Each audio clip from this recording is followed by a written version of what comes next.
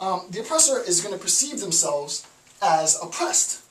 And the oppressor, the former oppressor, is going to perceive themselves as oppressed, right? And the question is, how could you see yourself as oppressed if the people you are oppressing now share the same rights that you share, right? We understand that you can't oppress them anymore, but how are you oppressed? So the question is, how do we get a sense of oppression when there really is no oppression, right? How is this perception of oppression framed for those who were formerly the oppressors? Well, he gives an awesome example. The individual rights, right? The individual rights of the former oppressors. The individual rights of the former oppressors.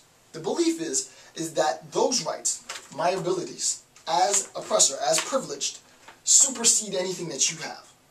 And he has a great example, Freire, in the text about some of the things that they have, right? I have the right to listen casually to music, I can listen to Beethoven, I can drink my tea, I can walk the dog, I can engage in philosophical discussions at the expense of people who are starving. I mean, yeah, you know, people are starving. What am I supposed to do about that? Today's a beautiful day. There are people starving. People are going to die. Who cares? Right? Insofar as I am now forced to recognize and acknowledge that people are starving, that these people are destitute, and that their state of desperation is such that they are willing to take from me everything, my leisure, take from me my Beethoven, take from me my sweet tea, take from me my lavish lifestyle. Now I'm thinking, of course this is a threat. I don't want them anywhere near me. This is a threat. They're a threat to me, right? Because they're attempting, in talking about liberation, they're not really talking about they want something for themselves. What they're really saying, and all of this is false, right? What they're really saying is that they want to take what's mine. And obviously that's not the case, right? What they want, what the oppressed people want is, to use a classic text, a space of their own.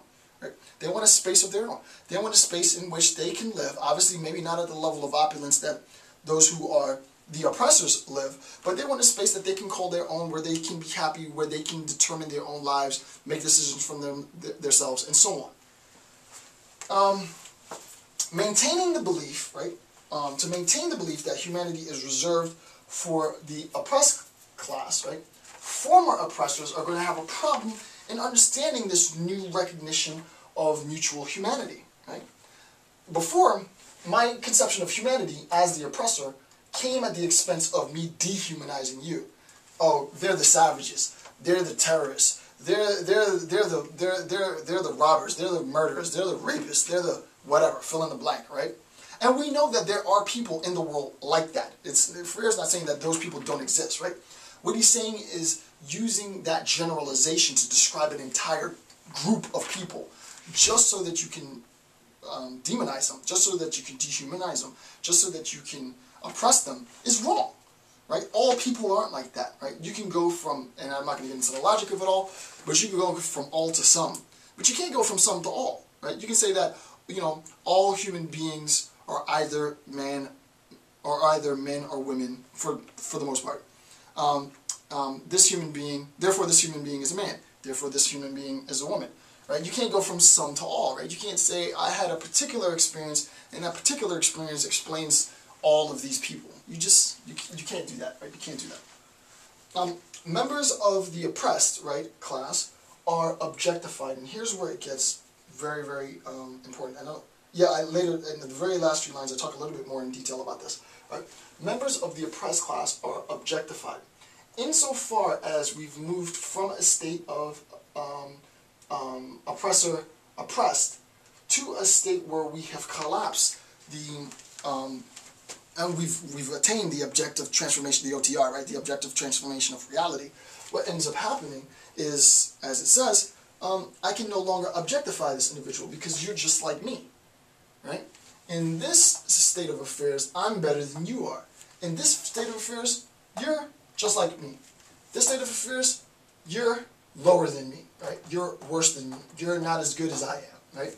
So the whole point becomes, I want to maintain this level of objectification, putting you down.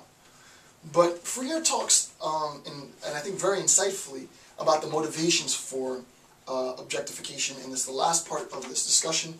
It's called engendering violence and the oppressor consciousness, right?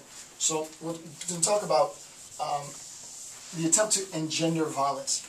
The whole point of engendering violence by members of the oppressor community is to forego an objective transformation of reality.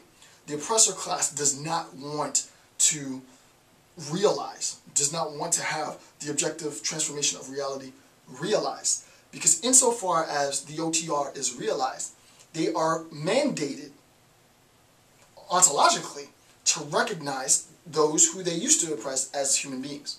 And they don't want to do that because they get something from engendering this sense of violence, of facilitating and motivating and encouraging this violence. And the question is, how does this work? So engendering violence. The first thing that we have to recognize in a discussion of engendering violence is the social structure. Social structure is built on the notion of oppressor-enforced violence. Society, right? So I keep on erasing this, I don't know why, because I keep drawing it again.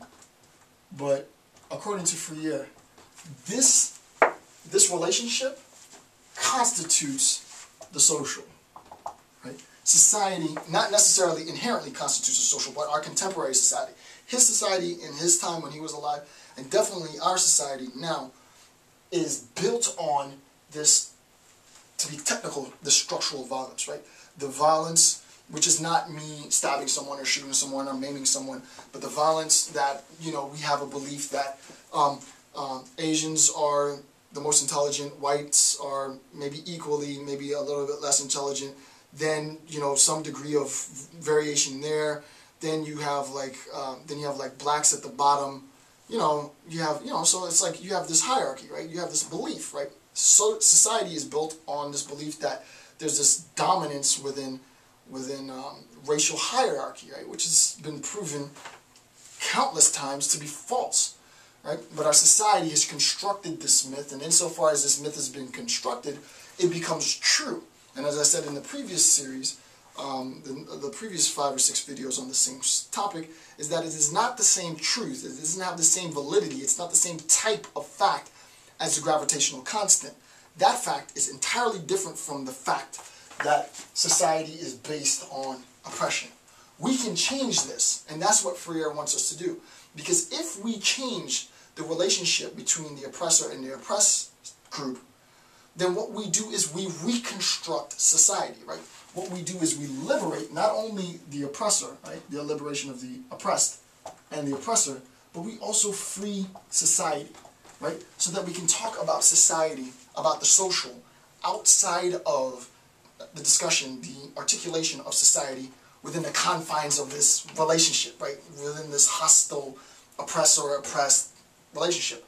We can finally begin to hint towards a discussion of the social independent to the oppressor-oppressed relationship. That's going to take a while to get to, right? That's very, very sort of, maybe a fair critique might be that's a little too utopic, but, you know, better to be utopic than not.